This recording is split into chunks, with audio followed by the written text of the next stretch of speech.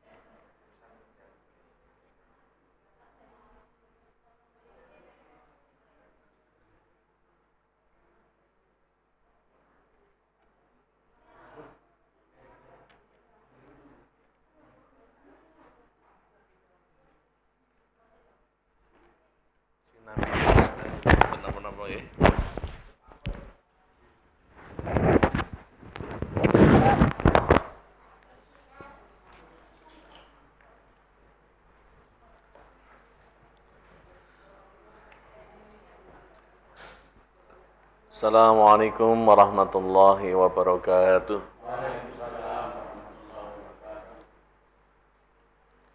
Alhamdulillah, alhamdulillah, wa syukurillah, wassalatu wassalamu ala rasulillah wa ala alihi wa sahbihi wa mawalah. Allahumma la ilma lana illa ma'allamtana wa la fahma illa ma fahamtah wa la sahla illa ma sahaltah. Allahumma salli wa sallim wa barik ala sayyidina Muhammad wa anzilu maq'atal muqarrab indaka yaumal qiyamah amma ba'dah.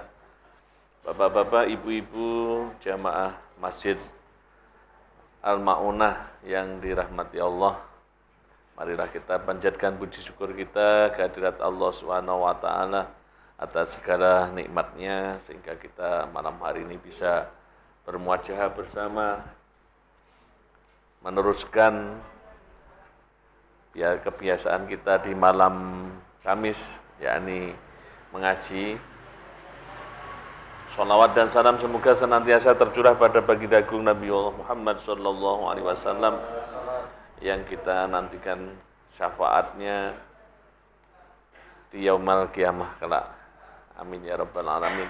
Bapak-bapak, ibu-ibu rahimakumullah, seperti yang telah kita sampaikan pada malam hari kita akan memulai kajian kita, ngaji kita sedaya nggih menika kitab Bidayatul Hidayah ataupun permulaannya petunjuk kawitane pituduhe Gusti Allah nasa dalem Allah Subhanahu wa taala. Karya ini ditulis oleh beliau Syekh Abi Hamid Muhammad Ghazali, seorang sufi tasawuf yang sangat alim, alamah, sehingga beliau diberi gelar dengan Hujjatul Islam atau sebagai pembela agama Islam, pemberi hujjah terhadap Islam. Abi Hamid Muhammad Ghazali, dan di antara karangan-karangan beliau adalah kitab Bidayatul Hidayah. Ini yang memadukan antara, yakni di situ ada fikihnya, juga ada tasawufnya, jadi berimbang antara syariat dan hakikat, sehingga nanti keduanya berjalan dengan indah, sehingga antara zahir dikaji, batin juga dikaji. Tidak semata-mata yang luar saja ataupun sebaliknya tidak semata-mata yang dalam. Sehingga karena memang keduanya harus memiliki asupan sehingga yang dengan asupan secara rohani dan jasmani itu menjadi manusia itu sempurna. Karena manusia itu ya terdiri dari dua unsur yang pokok, jasmani dan rohani. Syekh Abi Hamid Al-Ghazali ila hadratin Nabi Mustafa Muhammad sallallahu alaihi wasallam.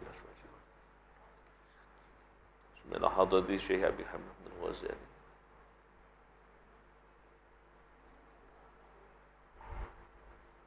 Lahumul Fatihah. A'udzu billahi minasy syaithanir rajim. Bismillahirrahmanirrahim. Alhamdulillahi rabbil alamin arrahmanir rahim maliki yaumiddin. وإياك نستعين واهدنا الصراط المستقيم صراط الذين أنعمت عليهم غير المغضوب عليهم ولا الضالين آمين. Kareh dilajengaken kareh mirengaken ngunjuk dhahar mboten napa-napa. Bismillahirrahmanirrahim. Qala Syekh Al-Imam Al-Alim Al-Alamah Hujjatul Islam Barakatul Anam. Yang disebut dengan ini al-alim, ilmunya sangat mumpuni, alamah ini berkaitan dengan wirainya, berkaitan dengan laku-laku spiritual batiniahnya yang luar biasa, maka gelarnya ada al-alim dan al-alamah. Al-alim itu berkaitan dengan mungkin keilmuan. Syekh Abi Hamid Muhammad Al-Ghazali ini luar biasa dalam tasawuf, dalam filosofnya, filsafatnya, dalam ilmu berbagai macam kedokterannya, bahkan ilmu apapun beliau itu menguasai. Karena beliau pernah menjadi apa yang istilahnya kalau sekarang itu seperti seorang dosen yang luar biasa di waktu selama di Baghdad. Tapi ketika beliau di akhir-akhir hidupnya setelah bergelut dengan berbagai macam ilmu dengan kitab-kitab seperti termasuk Tafawutul Falasifah, ada mungkin Al-Mungkit Minadh Dhalal, termasuk juga Miskatul Anwar dan lain sebagainya, berbagai macam kitab-kitab yang beliau karang, beliau tulis itu, beliau pada akhirnya di titik kehidupannya membuat suatu ungkapan yang disebutkan nanti di berbagai macam kitab. Itu ada ungkapan, setelah selama saya menggeluti berbagai macam bidang-bidang ilmu-ilmu yang ada, akhirnya saya menempuh perjalanan inilah, perjalanan tasawuf yang beliau tempuh itulah sebagai bahwa perjalanan orang-orang sufi itulah adalah sebenar-benarnya perjalanan. Beliau menyatakan itu. Karena mereka adalah seolah-olah adalah mendapatkan pengambilan ilmunya adalah pengambilan dari makrifat mengenal Allah. Bahwa orang-orang sufi ini berjalan berdasarkan pemahaman hakikat yang sebenar-benarnya. Saya kutip pernah dalam ditulis juga oleh Syekh Jalaluddin As-Suyuti dalam kitab Tanwirul Halak fi Imkani Ru'yatin Nabi Jiharun wal Malak, ungkapan dari yang namanya Syekh Abi Hamid Muhammadin Al-Ghazali ini, bahwasannya jalan sufinya ini adalah jalan yang sebenar-benarnya. Karena apa? Jalan mereka adalah jalan untuk membersihkan hati. Karena apa? Jasad ini adalah ada masanya. Tubuh kita nanti kalau sudah berapa tahun mungkin atau dimasukkan di dalam kubur akan hancur, habis. Tapi yang batiniah ini yang akan abadi. Nah, makanya yang abadi ini harus betul-betul diperjuangkan birriyadhah dengan riyadhah wal mujahadah dengan mujahadah. Maksudnya apa? Dari sifat-sifat yang madmumat, akhlak-akhlak yang buruk ini dirubah bagaimana menuju kepada akhlak-akhlakul karimah, akhlak-akhlak yang mulia. Nah, itulah perjalanan orang-orang yang sufi itu, orang-orang yang bertasawuf itu bagaimana mereka membersihkan hati mereka menjadi hati yang suci, yang bersih. Ketika mereka itu mampu bersabar. Karena apa? Serendah-rendahnya mereka kemampuan dikatakan sebagai akhlaknya mulia itu, mereka itu al-ihtimalul alal adza. Bahasanya apa? Sekecil-kecilnya mereka itu sebagai orang yang dikatakan akhlaknya baik itu mampu bersabar terhadap bila disakiti orang lain. Niku termasuk paling rendah. Ada cerita niku yang namanya, ya Allah ya Karim, yang namanya Syekh Ibrahim bin Adham. Syekh Ibrahim bin Adham pada suatu ketika berada di suatu, kalau sekarang itu hutan. Di sana dia bertemu dengan yang namanya seorang Junaidi, ya, jundun atau tentara. Ya. Kalau sekarang askar, ada orang Arab itu. Bertemu di sana di seorang askar, lalu askar itu di apa namanya, akhirnya bertanya kepada Ibrahim bin Adham, karena yang ini yang namanya belum kenal si tentara itu terhadap Ibrahim bin Adham, lalu bertanya kepada si siapa namanya, si Ibrahim bin Adham, man anta, siapakah engkau? Maka dijawab oleh Ibrahim bin Adham, ana abdun, saya adalah seorang budak. Nah, tentara ini menyangka bahwa Ibrahim bin Adham itu lari dari tuannya, dari istilahnya yang merawat itu, dari sayyidnya. Akhirnya Ibrahim bin Adham itu pakai cemeti di apa namanya ini lukain, cemeti kepalanya, langsung keluar darahnya saat itu. Nah, dibawa yang namanya Ibrahim bin Adham itu ke rumah, ke desa. Nah, sesampai di desa sana, orang-orang itu langsung berkata-kata, kok itu tentara, ini Ibrahim bin Adham, kok berani-beraninya, ini orang sufi, ini ahli, orang yang paling terkenal, ini orang syekh ini, kenapa engkau lakukan hal tersebut? Nah, ketika dijawab itu, aku tidak tahu, tadi saya hanya bertanya itu, dia menjawab bahwa saya itu adalah seorang hamba, makanya saya kira dia adalah orang yang lari dari tuannya, maka saya cemeti. Ya. Saat ketika disebut, Ibrahim bin Adham mengatakan, lah, pertanyaanmu saja, man anta, siapa engkau kok? Umpamanya pertanyaanmu adalah abduman anta, apakah engkau ini budaknya siapa? Pasti saya jawab yang lain. Tapi karena engkau bertanya siapakah engkau, saya jawab bahwa aku ini adalah budak. Budak dari apa? Budak dari Allah Subhanahu wa ta'ala, hamba dari Allah Subhanahu wa ta'ala. Tapi ketika demikian itu, ketika dia melakukan demikian itu, lalu Ibrahim bin Adham pun membuka rahasia kepada orang-orang. Ketika aku tadi engkau cemeti kepalaku sampai berdarah itu, aku masih mendoakan bahwa orang itu adalah, ya Allah, engkau karuniakanlah siapa namanya si Junaid tentara ini yang memukulku ini pahala surga. Nah, orang-orang yang berkerumun itu, para orang-orang bertanya kepada namanya Ibrahim bin Adham, bagaimana bisa Syekh engkau berdoa demikian padahal engkau sudah disakiti oleh ini orang tentara ini, si Junaid ini tadi. Kok bisa engkau mendoakan yang ini untuk mendapatkan surga? Ibrahim bin Adham menjawab, loh, itu ya jelas loh, saya itu ingin kesamaan. Ingin kesamaan itu bagaimana? Kalau aku dipukul itu berarti kan aku orang yang mendapat kalau sabar mendapat pahala. Kalau aku sabar mendapat pahala berarti aku mendapat surga. Lah, kalau orang itu saya tidak doakan dia mendapatkan surga, berarti orang itu nanti di neraka. Makanya aku doakan supaya aku masuk surga. Tentara yang ini tadi yang melukai diriku ini juga masuk ke dalam surga. Akhlaknya demikian itu loh.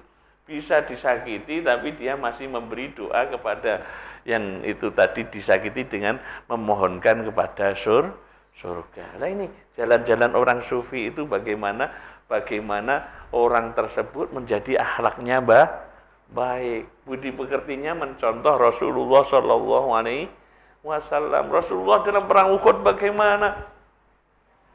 Rasulullah dalam perang Uhud ketika orang pasukan pemanah-pemanah itu disuruh oleh Kanjeng Nabi, jangan tinggalkan tempatmu ini karena nanti ini kamu bagiannya untuk menjaga. Akhirnya ketika peperangan terjadi dalam perang Uhud itu sudah terjadi, kelihatan kaum muslimin menang. Orang yang disuruh menjaga pasukan di atas podongan niku, napa niku ora sabar. Podo melok-melok pengen jukuk jarahan.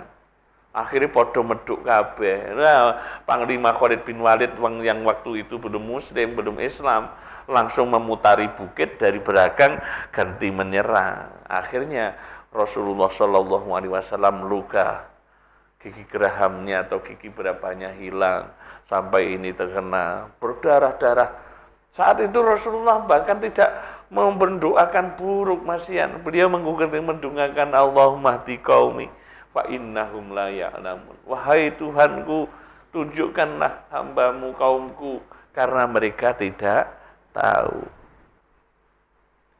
Karena ruhani itu sifatnya abadi, ruhani istilahnya jiwa, nafsu, nanti itu sifatnya ruhani, sampai itu adalah abadi, maka bagaimana kita harus melatih nafsu kita itu juga harus nafsu yang indah-indah yang menghadap kepada Allah. Sabarnya, syukurnya, ifahnya, harga dirinya, wirainya, istilahnya, diberikan kemampuan hilminya, arisnya, bijaksananya. Itu kan harus menjadi sesuatu yang besok harus kembali kepada Allah, sesuatu yang indah. Nah, orang-orang yang indah inilah harus perlu dilatih jiwanya. Makanya bagaimana itu dilatih? Kalau jiwanya baik, otomatis nanti dohirnya juga akan menjadi lebih kokoh, lebih kuat. Ada lagi yang luar biasa itu, bagaimana ada sampai sana ada namanya itu siapa itu? Bin Qais.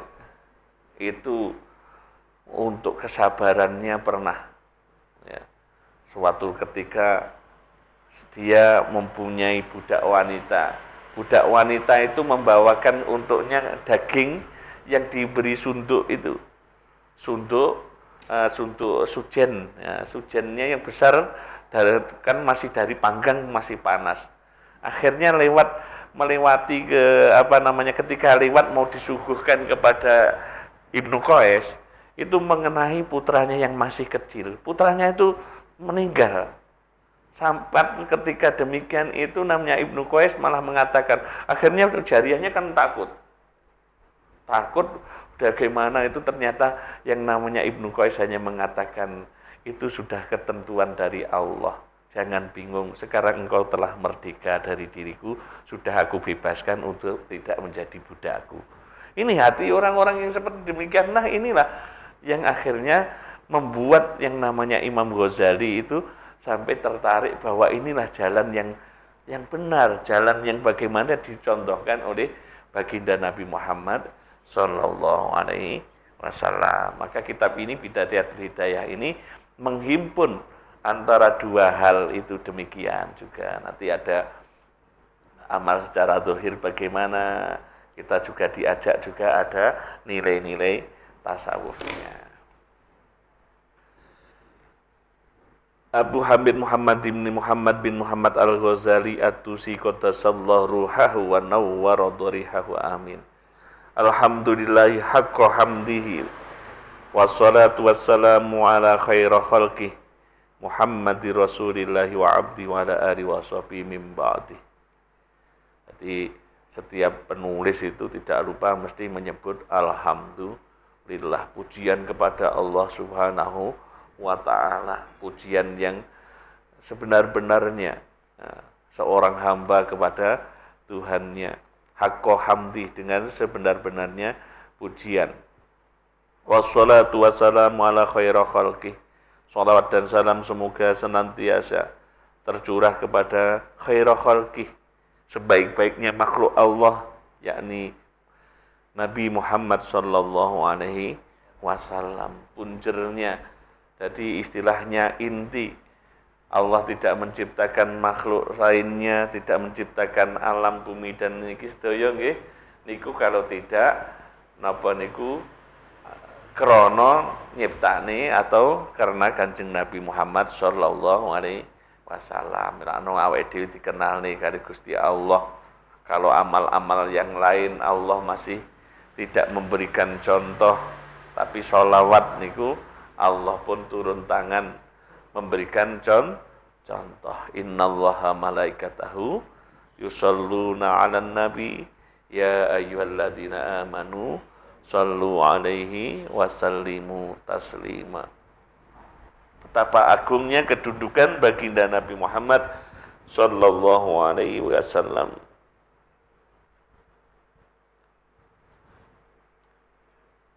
Amma ba'du fa'alam ayyuhal harisul muqbilu ala iktibasil ilmil mudhir min nafsihi sidqur raghbati wa fartu ta'attushi ilaih. Ketahuilah setelah kita memuji, kata Imam Ghazali, ketahuilah bahwasannya wahai orang yang istilahnya gerangsang lek basa Jawa ini, sing tenanan utawa lek wong niku semangat nggih madhep untuk memperoleh faidahnya ilmu dengan sebenar-benarnya kerinduan untuk mendapatkan ilmu. Annaka in kunta taksuda bi talabil ilmil munafasati wal mubahah bi talabil ilmi al munafasata al munafas wal mubahata wa taqadduma al aqran. Kalau kita ingin menuntutnya ilmu itu hanya karena kita itu supaya dianggap dianggap supaya kita menjadi lebih maju, lebih menonjol dibanding teman-teman yang lain. Misalnya ini Imam Ghazali sudah mengatur kepada niat kita. Niate awake dhewe ini ditata tanan. Maksudipun ngoten. Kita lihat hati kita, apakah kita niatnya ini adalah karena kita liwajhillah atau yang lainnya. Ini sampun di seorang penuntut ilmu maupun seorang yang mengajarkan ilmu sudah pertama niku dikon delok niate. Jenengan golek ilmu niki iki apa? S1 jenengan misalnya kuliah tinggi apa to niate? S2 niate S2 tinggi apa to? S3 tinggi apa to niate niku? Niku tergantung diri kita ingkang saged napa niku menilai diri kita sendiri, taklim kita, ngaji kita. Makanya nggih wabot. Mulane Imam Syafi'i, para imam-imam mengatakan al ilmu sulusul niyatu sulusul ilmi. Sepertiga ilmu itu ada dalam niat.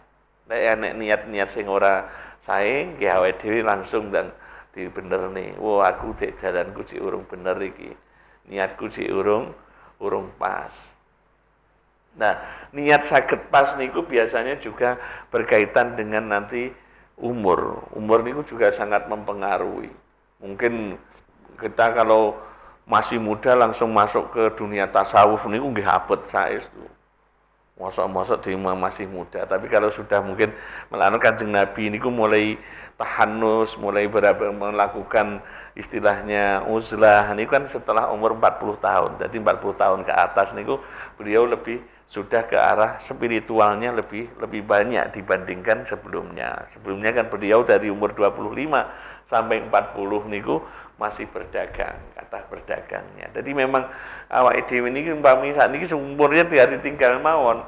Kok umur sak meten kok malah nganu grangsangnya terhadap sesuatu istilahnya berkaitan dengan maisha, dengan dunia itu lebih itu ya terlambat kita. Seharusnya umur 25 sampai mencontoh Kanjeng Nabi sampai umur 40. Setelah itu 40 Kanjeng Nabi sudah ke arah spiritual terus nggih.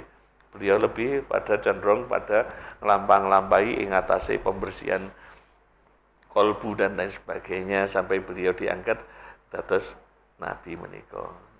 Jadi jika engkau mencari ilmu itu hanya untuk membanggakan diri, tafakhur bisa misalnya, taqaddumal akron supaya kita dianggap wah, karena sering-sering terjadi demikian.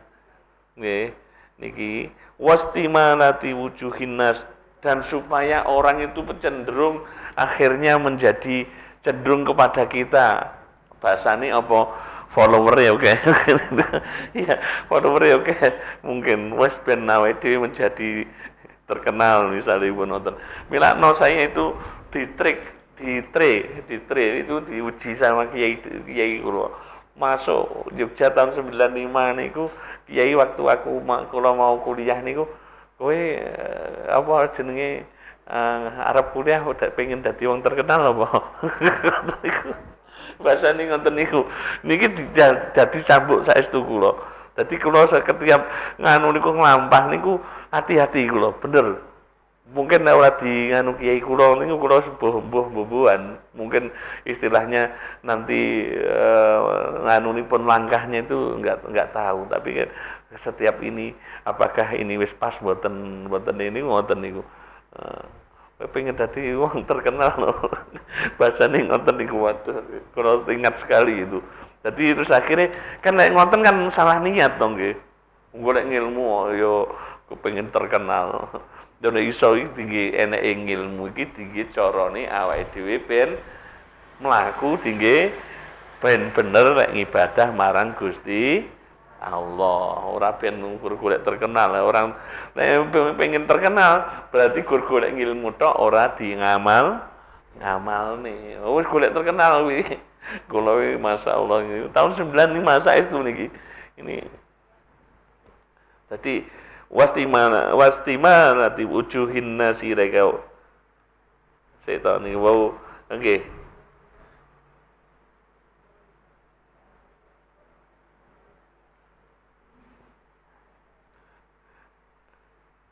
Wajam khutamid dunya, wajam khutamid dunya, lan ngumpulake niki apa jenenge harta benda. Apakah dengan ilmu itu engkau bertujuan untuk mengumpulkan dunia?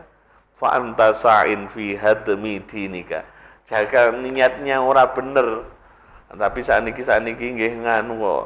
Jenengan bikak mawon teng YouTube niku lek kathah mengke bantu dakwah kami. Dengan ning isore wis ditulisi niku napa nomor rekening dan lain sebagainya. Kita mboten mengarah ngoten niku, tapi lek ulama-ulama salaf riyin mboten ngoten niku. Kita kan pengen mencontoh ulama-ulama sing betul-betul lurus nggih. Kalau tidak usah ngoten-ngoten niku. Iki nggih. Fa anta, jika demikian kalau umpamanya itu fa anta sa'in fi hadami dinika. Kalau engkau sampai bertujuan hanya supaya unju, biar dibayang wah, mencari keterkenalan, kemasyhuran dan lain sebagainya, sesungguhnya engkau adalah orang yang berjalan untuk menghancurkan agamamu sendiri. Wa ihlaki nafsika, dan napa ngancur nih jiwa kita, wa bai akhiratika bidunyaka, dan menjual akhiratmu dengan duniamu. Ngedeni ternyata. Yo memang ngedeni. Wong namine misalipun niku lek wong niku disebataken wong sing istilahe niku waktunya itu semuanya hanya untuk ibadah kepada Allah niku mawon tasih mengkhawatirkan loh. Tiap hari dhewe ibadah mulai pagi niku bangun subuh wis ibadah zuhur duha niku enggak aktivitas, hanya aktivitasnya ngoten mawon tasih mengkhawatirkan diri kita nanti di hadapan Allah. Apa meneh lek awake dhewe niki lek boten pas nggih. Boten pas.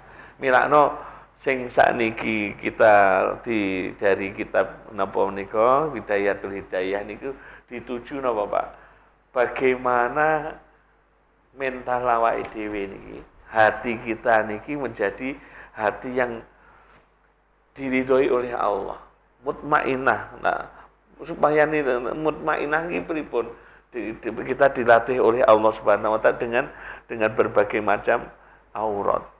Milano kalau kita sudah ngertos di sini setelah sholat, kita tetap juga menggunakan auratnya wirid kita nggih.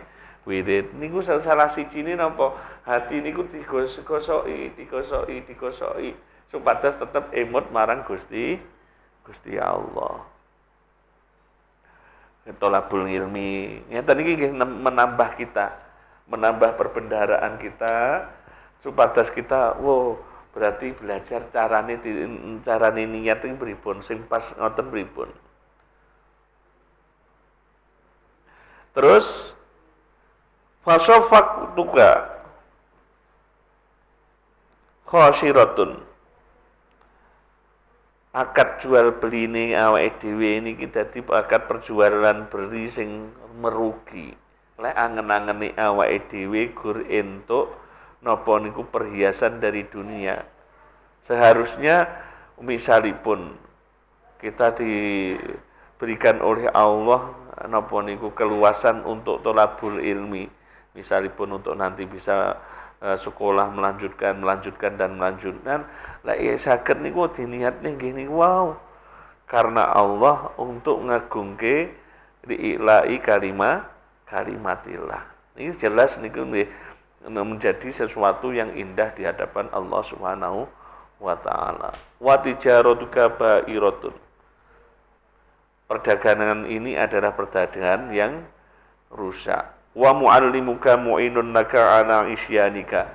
Orang yang mengajari awake dhewe niki lho kok harus ndadekne murid-murid terus awake gerangsang terhadap ini milih donya tinimbangane akhirat. Niki gurune bareng ya melu-melu mendapatkan andil. Kita tidak bermaksud kita harus akhirnya menjauhi dunia wonten boten, tapi porsi yang kita cari di dalam keakhiratan niki supados adalah prosentasinya adalah lebih banyak, lebih unggul. Apa namanya wis umure sampe meter 50 tahun lebih niki misalipun 50 tahun lebih kok tasih nganunya berpikir demikian, tapi kan sangat menyedihkan nanti. Kita harus mau misalipun kaya saire Mbah Halim Masum niku mulane ada niku urip nang donya ra suwe bakal ngalih panggonane akhirat kon sejati ninggon mung amal becik sangune sholatullah salamullah ala toha rasulillah sholatullah salamullah ala yasin habibillah. Bener, awake dhewe nanti itu sing kula aturaken kala bapak-bapak ya ibu-ibu rahimakumullah dari awal bahasa jasate awake dhewe niki hancur, tapi sifat-sifate awake dhewe mungkin yang pemarah ya tidak akan hancur kalau kita tidak sampai memerangi menjadi orang yang sabar. Kados cerita Ibrahim bin Adham jenengan paling terus enten wonten namine Syekh Utsman. Nih kalau kembali lagi Syekh Utsman niki enek seorang muridnya, enek seorang itu mau menguji dirinya lek iki wong apik akhlake ora. Syekh Utsman ini akhirnya Syekh Utsman Al-Hariri napa insyaallah niku diuji ada satu orang. Nah, suatu ketika namanya Syekh Utsman Al-Hariri dipanggil, diundang, diparani. Syekh Utsman Al-Hariri mungkin panjenengan teng niku lho nggih. Dugi tenan Syekh Utsman. Dugi griyane diomongni, kula ora perlu kalian jenengan, wangsul mawon. Niki Syekh Utsman wangsul malih. Lekas tekan pintu, lekas teko dalan, lekas anu dipanggil, Pak Utsman, mriki mawon, mriki yo. Nah, moro malih. Celuk niku terus anu. Irji, wis mulai wangsul malih. Niku wantos ping 3 ping 4, ping 5 antek niku di ngoten di istilah di dolanan. Sampai tinggi dolanan lekas tekan omahe ning kono, kula ora butuh jenengan, wangsula. Dhek nggih mangsul mawon. Ora niki wong niku gur nguji Syekh Utsman niku nganu nesu mboten ngoten lho istilah sabare mboten ngoten niku. Ora awake dhewe ping pindho ngoten paling wis giyah. Iki wong leceh nih tenan pelecehan tenan ini. Harga dirine wis awake dhewe mesti wis munggah, wis prempeng ngono. Niki Syekh Utsman mboten. Akhirnya sampai yang terakhir niku sing rajulun tadi, seseorang yang menguji tadi niku dekep kaki ini harus langsung mencium kakinya, niku harus mengatakan sebenarnya saya ini hanya menguji dirimu karena aku mendengar dirimu itu orang yang baik akhlaknya. Terus akhirnya beliau mengatakan, wah aku yo guru ngene iki yo belajar kok sangka nganu saking sangka basane segawon basane ngono kuwi innal kalba niku indaa jaa mengatakan aku iki belajar sangka nganu Syekh Utsman ngatane aku iki belajar ngene iki sangka apa sangka segawon segawon diceluk temoro tapi ketika inzujir istilahnya diusir dia juga akan pergi zajaro. Akhirnya betul dia mengambil ilmu itu dari niku makanya enek namanya segawon sing menjadi penduduk surga ini karena akhlaknya didelok niku wau ora loronan ati lho. Padahal gur kadang-kadang nunggu diwehi panganan apa ora gur meneng mawon niku. Wang tidori lukmah nunggu sak puluhan utawa sak potong dari apa jenenge ngoten niku. Nek mau dhewe di ngalor ngidul. Lah ini wong sing iso sabar iki wis dibawa. Mulane niku wong sing dan nyipati Gusti Allah. Ya ayat Tuhan nafsul mutmainnah. Lah ngeten iki perlu perjuangan. Perjuangan ini dengan apa? Biriyadhah, dengan latihan. Latihan ini apa? Ya kadang-kadang biasanya intensitas kita marahnya dulu itu sedemikian. Coba aku saiki nek pomo nek ngene iki iso nahan ora nesuhu. Ngoten niku. Mampu enggak saya tidak marah ketika kita lawang sosokan awake dhewe gur nampa maca beda ning WA ngono wis langsung prempeng keluar dari grup. Nggih mboten? Kita itu guru padahal guru kadang-kadang hanya mendengarkan kata-kata dari yang lain yang beda dengan kita. No, menahan dirinya masih belum saged tenanan. Nah niku dilatih. Dilatih suwi-suwi nggih saged niku kemungkinan. Karena dengan berlatih itu kita sudah terbiasa mengalami yang demikian. Hal yang tidak mengenakan ngoten niku. Nggih. Tadinya mungkin awake dhewe sik posisi awal-awal masih abot, kedua dilatih rada anu suwi-suwi menjadi sifat penyabar. Kalau misalnya mempunyai sifat yang lain iri dengki, akhirnya tidak iri dengki. Piye carane ora iri dengki? Mensyukuri bahwasannya wong iki sesuk ya ning akhirat ya padha anune. Wong sing istilahe malah wong-wong sing istilahe awake dhewe ora duwe misale diparingi Gusti Allah hisabe mudah. Mikire dadi husnudzon karo Gusti Allah, ngoten. Nah, dadi sifat-sifat niku saged ditumbuhkan yang namanya dengan pembelajaran, dengan riyadhah, dengan mujahadah.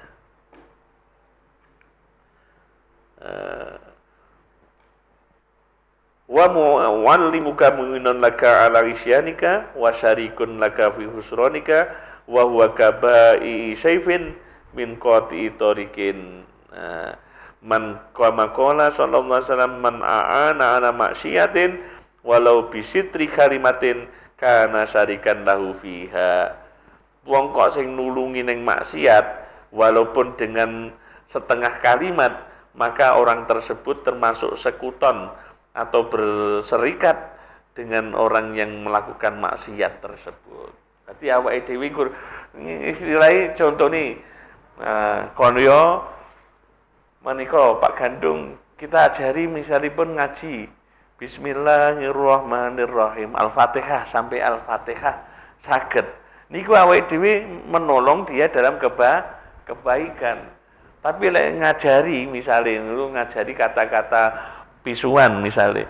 Niku ya padha sing ngajari engko ya entuk dosane ngoten lho.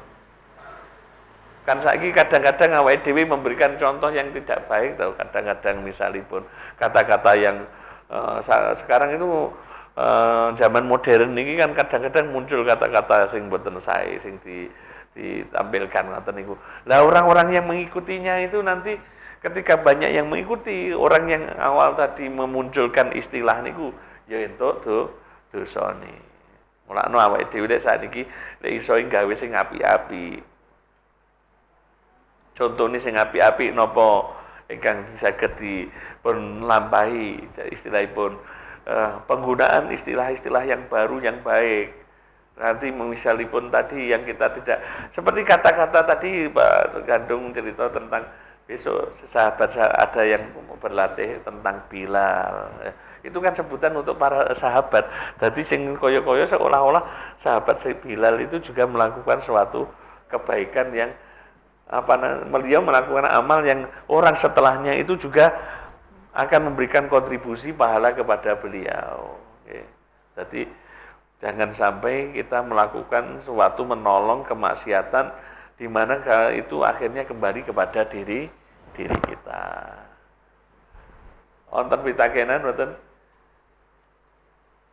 Bu? Wonten. Ada pertanyaan? Kalau enggak saya lanjutkan sampai kurang 10 menit lagi.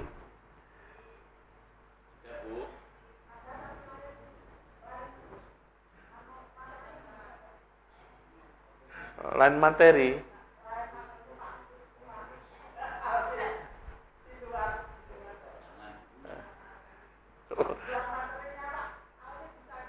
Katanya Pak Rois mboten enggak, mboten. Nanti kalau malam Jumat itu yang jawab.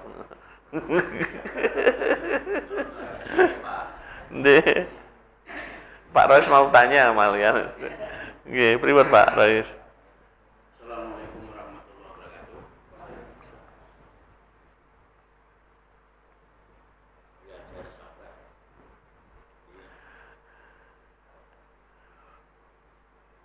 Di dalam Al-Quran itu banyak yang mengenai sabar. Dari batu ayat. Masya Allah. Nggih. Tapi mudah-mudahan bahwa apa tidak. Terkadang kalau kita sudah berkeluarga, ya, itu orang pagi udah umur 40 ya, apalagi 50-an, bisa mengendalikan sabar. Ayat Al-Quran banyak. Setelah saya istilahnya mengambil sampel, Iya. mengambil sampel. Nggih. Sebagian besar itu ilmunya agama sudah tinggi, Nggih. sudah ilmu tentang masalah tasawuf. Tapi kelemahan kita terutama saya belum bisa apa yang disampaikan Pak Sro, siapa sih Muhammad kemarin dimarahin begini itu nggak bisa itu bapak nggak bisa ya. Kadang kalau kita ini sekarang sudah bermasalah dengan orang lain kita bisa sabar, tapi ada kelemahan kita. Setelah saya melihat penelitian rata-rata sih dong pegawai belajar agama. Nah kalau istri memang sudah sabar. Ini saya mohon kalau Pak Ali nggak tahu ya, saya belum pernah tanya ke istrinya Pak. Nek Pak Ali kan nek wis sabar ora Pak Ali. Gue sabar banget kan belum pernah. Ya ini.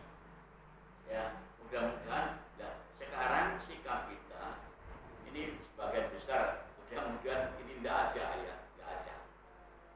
Setelah saya penelitian ada sekitar 10 orang. Penelitian saya orang yang ilmunya agama lebih tinggi itu kadang sama istrinya masih tidak sabar. Nah ini pasti udah tahu teman saya yang mungkin ya itu bagaimana kita dalam mengendalikan sabar di dalam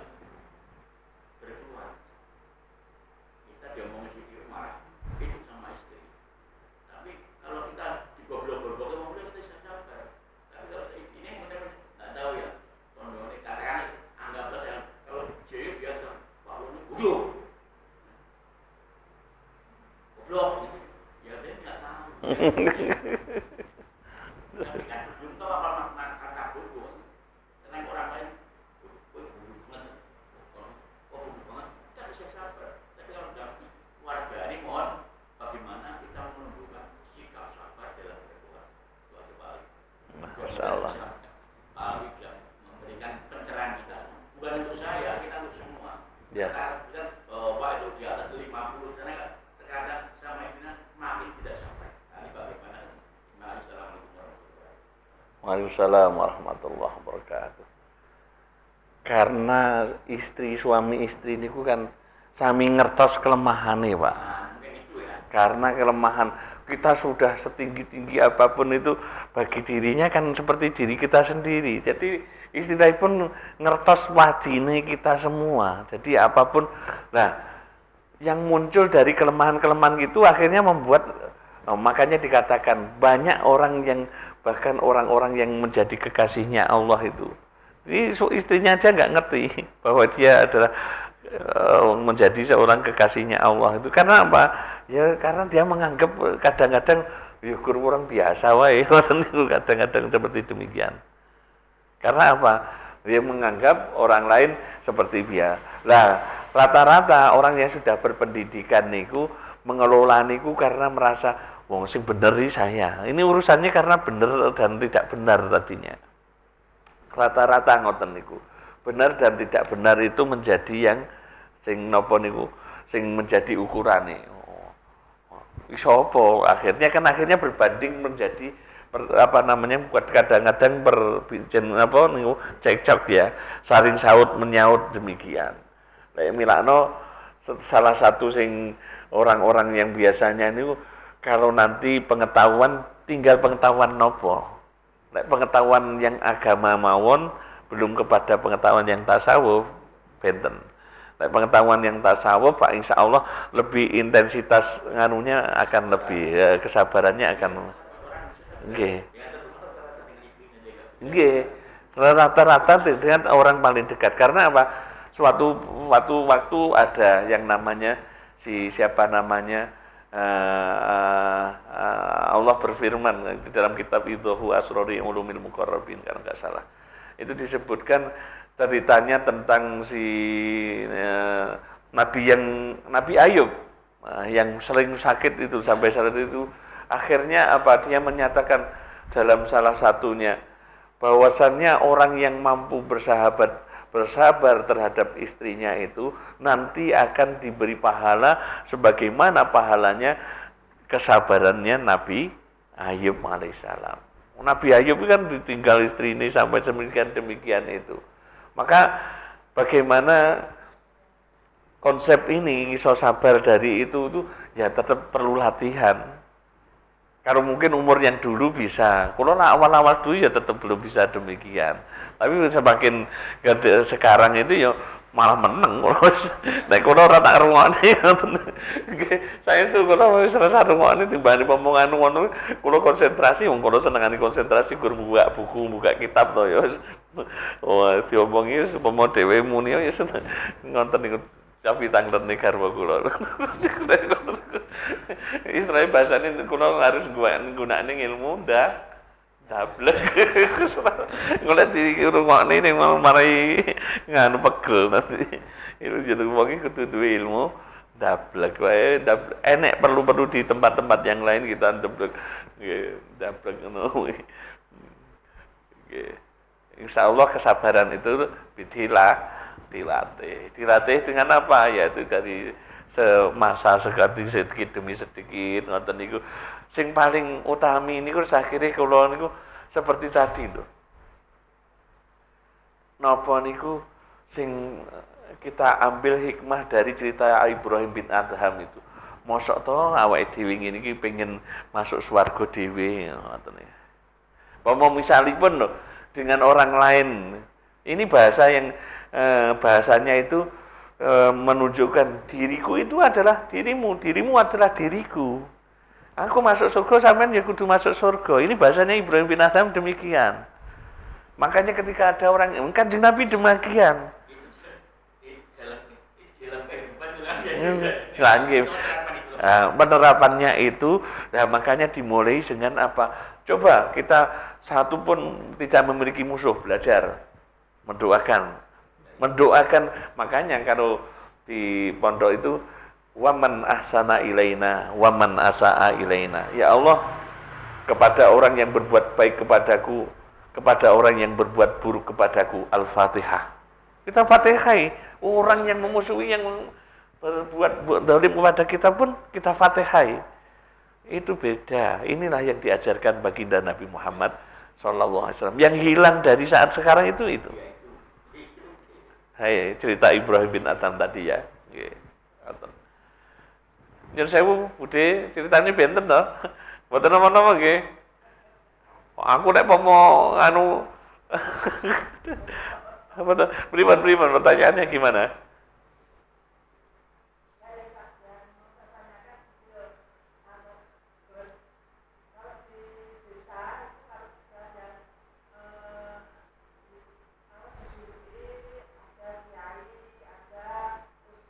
Nggih.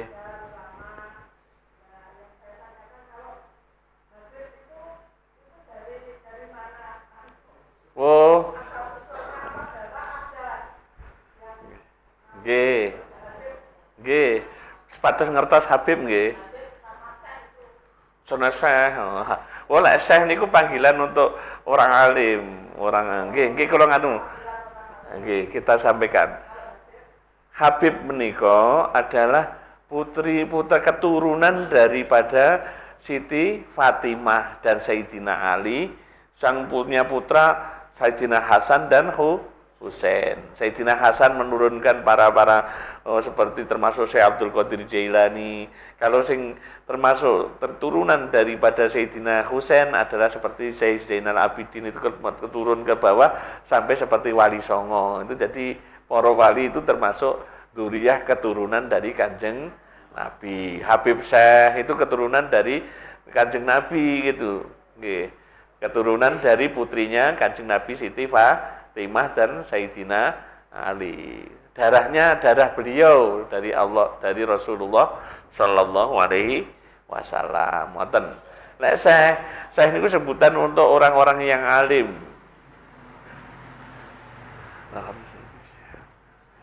Orang yang ada yang Habib, yang walim sangat, kados Habib Abdillah bin Alwi Al-Haddad, maka disebut beliau Habib Abdillah itu Asy-Syaikh Al-Habib Abdillah bin Alwi Al-Haddad misalnya penonton niku, karena ngalim terhadap ilmunya. Syekh itu panggilan untuk suatu sebutan orang-orang yang diberikan oleh Allah pengetahuan ilmu yang luar biasa. Jadi Habib saat ini kan kata Habib Syekh, Habib Sayyidi, seperti yang kemarin Kak Ani baru ngaji sama Habib Sayyidi Barokbah.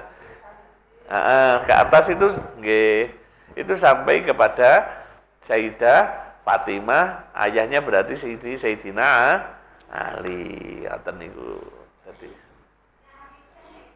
Habib Syekh nggih, beliau ke atas marganya kan ada berbagai macam marga. Ada marga Al-Habsyi, Al-Segaf, Barokbah, ada Bafaki, ada yang namanya marga Al-Atos, Jamalul Lail, ada Jamalul Lail, malam-malam yang indah. Jadi biasanya fam-fam itu karena ada yang menonjol. Wow, yang ini seperti Al-Haddad itu karena ada pandai besi. Ada yang karena ngalimnya dan sangat kerennya, ada Al-Idrus, marganya Al-Idrus. Kalau di kita ada seperti marga di orang-orang Batak, ada Hasibuan, Harahap, Marpaung, ada Butar-Butar misalnya, ada Nasution dan lain sebagainya, demikian itu. Saya dipahami nggih Budi nggih? Nggih.